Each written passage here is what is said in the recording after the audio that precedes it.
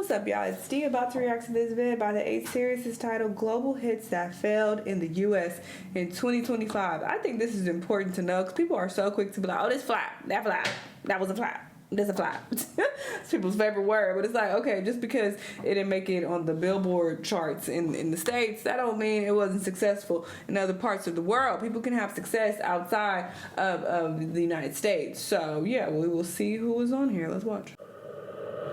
Music is truly global these days, but sometimes songs that work in one part of the world just don't resonate in other countries. In this video, we'll look at 8 global hits that failed in the US in 2025. Like Jennie by Jennie. I don't even know what this is, child. Oh, it's Blackpink. Jennie rose to fame as a member of Blackpink, debuting in 2016 with hits like Boomaya. The group's high fashion visuals made them global superstars, with albums like The Album in 2020 and billions of streams. Jennie's solo career began with Solo in 2018, the chart-topping empowerment anthem that showcased her potential. Follow-ups like You and Me in 2023 established her career, and her being featured on One of the Girls by The Weeknd from the Idol soundtrack introduced her to a new audience. But she went to another level in 2025 with the release of her critically acclaimed album Ruby. Like Jennie was the lead single and became a worldwide phenomenon because of her confident swagger and its abrasive sound.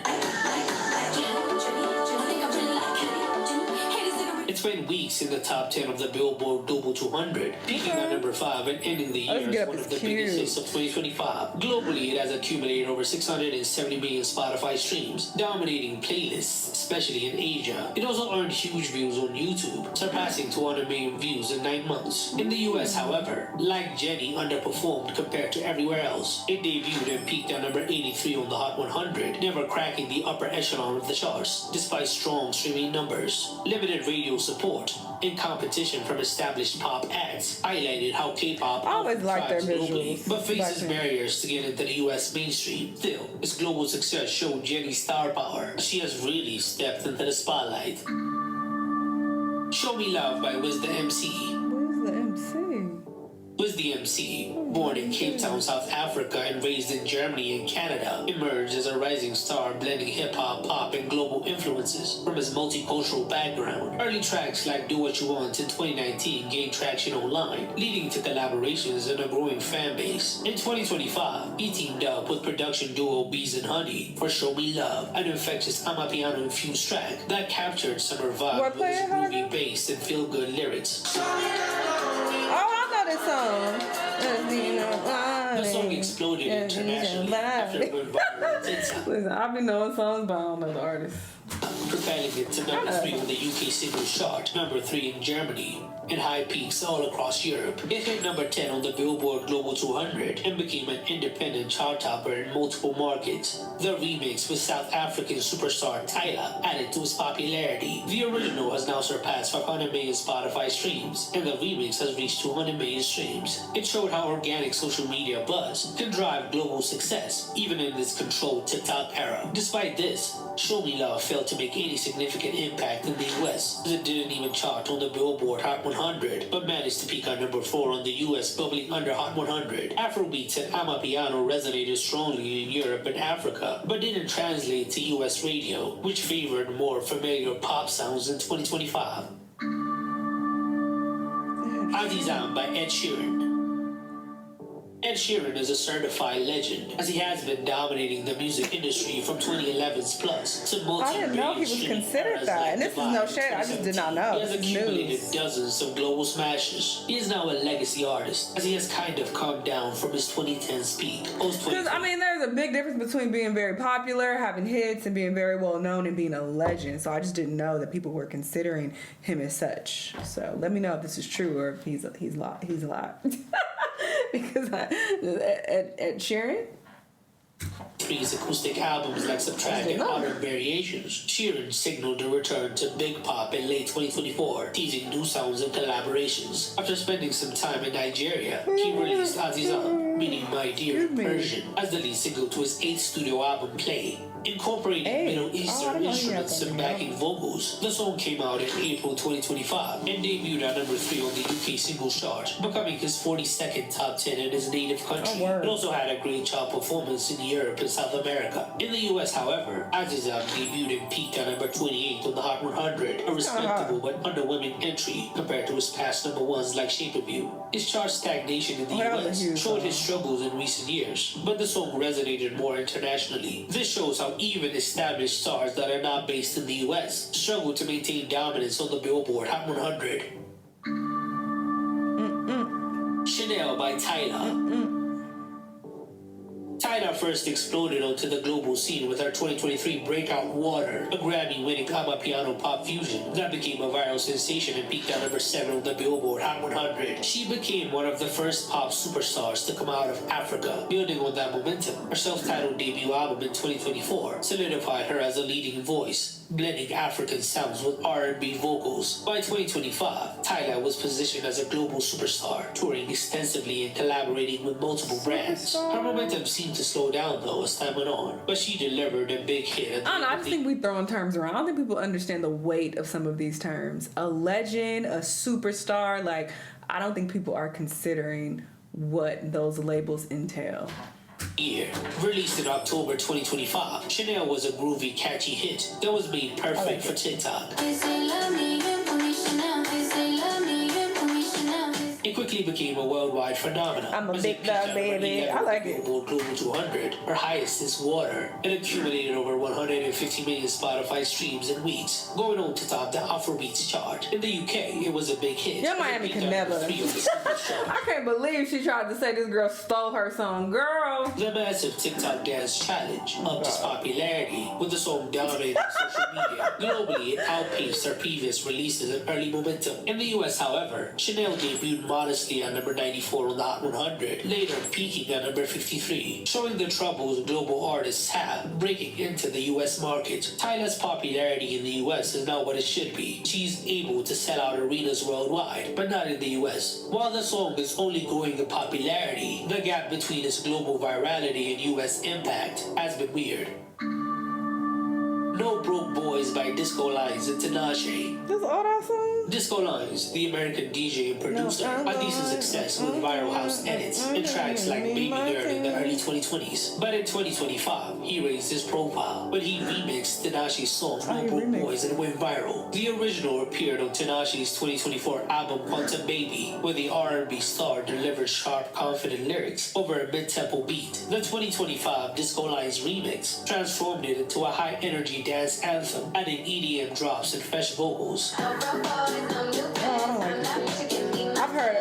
I've heard a clip of this on social media somewhere, and I was like, why'd they fuck this up? But this is what they did, I guess, and people like it. Like what happened with Roses back in 2020, No Broke Boys became an unofficial song of the summer globally, topping charts in several countries in Europe. It went viral on TikTok, with around 300k videos made to it. It even got to number 2 on the UK singles chart, but stateside, it didn't have that much success, as it entered the Billboard Hot 100 at number 99, going on to peak at number 36, failing to break into mainstream pop radio, despite strong streaming, as it has already reached 460 million Spotify streams. It didn't achieve the old genre dominance in the US like it did globally. Shake It to the Max by Moliy. Ghanaian American singer Moliy first gained attention in 2020 with her feature on Amare's Sad Girls Love Money, slow burn global hit. Building on underground buzz from her 2021 EP Honeydew, she blended Afrobeats and R&B influences through her light vocals and groovy beats. Her career blew up because of viral TikTok snippets, which appealed to the African diaspora around the world. She originally teased Shake It to the Max in late 2024 and got some buzz, but she officially released it with producer Silent Addy at the end of 2024, and the remix with Skillabang and Shansia brought the Jamaican flair when it was released in March 2025. It sparked a massive dance challenge, which took over TikTok, propelling the song to number 1 on the US Afrobeat Song Chart. Globally, it cracked the top 10 on the Billboard Global 200, going on to peak at number 6, with tens of millions of streams weekly, as it has now accumulated 380 million Spotify streams. Despite this momentum, Shake It to the Max only peaked at number 44 on the Hot 100, as it couldn't get a full US crossover. His dancehall-infused She's so energy cute. thrived in global clubs and festivals, but it got limited radio play in the US. Highlight how viral dance songs often excel everywhere except the US mainstream. La Plena by W Sound. W Sound, a Colombian online streamer and YouTuber known for his viral content and collaborations, broke into mainstream music in 2025 with La Plena, W Sound 05, teaming up with fellow Colombian singer Moliy, famous for hits like Loco, and superstar producer Ovi on the drums. The song fused Afrobeats rhythms and reggaeton with Latin pop elements and became a huge global hit. Released on February 19, 2025, La Plena became a phenomenon outside of the US, topping Spotify's global Latin chart in April 2025. It hit #1 in 10 countries and sparked a massive TikTok challenge led by Moliy. Streams soared past 890 million on Spotify alone, earning 7 times Latin Platinum certification. Despite this international dominance, La Plena failed to crack the Billboard Hot 100 or gain significant mainstream radio play. It only peaked at number 14 on the US bubbling under Hot 100. US success for Latin tracks often requires heavy English crossover, like Bad Bunny's hits, but La Plena couldn't get that type of traction. Don't Say You Love Me by Jennie. From BTS? Jin, from the legendary group BTS, launched his solo career post-military service. Ballads and Out of all the people I wouldn't expect. Yeah, what up? tracks. After 2024's Happy, his 2025 main album Echo was released in May 2025. The lead single Don't Say You Love Me had a soft pop R&B sound and ended the year as one of the biggest hits of 2025. The song dominated globally, topping Spotify's global songs chart, spending over 100 days in the global top 10, and becoming 2025's most streamed K-pop song, with over 740 million plays to this day. It ranked high on the Billboard Global 200, going on to peak at number 6, as it dominated charts in Asia and South America. The music video was filmed in Singapore with a famous actress and got the song more attention. In the US, it debuted at number 90 on the Billboard Hot 100, but couldn't climb any higher, missing major pop radio rotation. K-pop songs often rely on fan-driven streams and sales for global charts, but US crossover is not where it needs to be. Don't Say You Love Me is undoubtedly a global hit, but in the US, it barely made a dent. Which global Well, good for them. You know, as long as they achieve success elsewhere, that's all that matters. You know, the United States is not the end all be all. But, you know, obviously I'm only exposed to, you know, what I see and what I hear here. And I heard some of these songs, so I was like, oh, interesting. But some of these did make the charts, but he's saying like they were not as high up on the charts. But I feel like even if you get on the charts over here when, you know, we don't even listen to some of this music, it's like that's a win, you know, in my opinion. But anyway, y'all let me know what y'all think though, and I'll see y'all on the next one. Bye.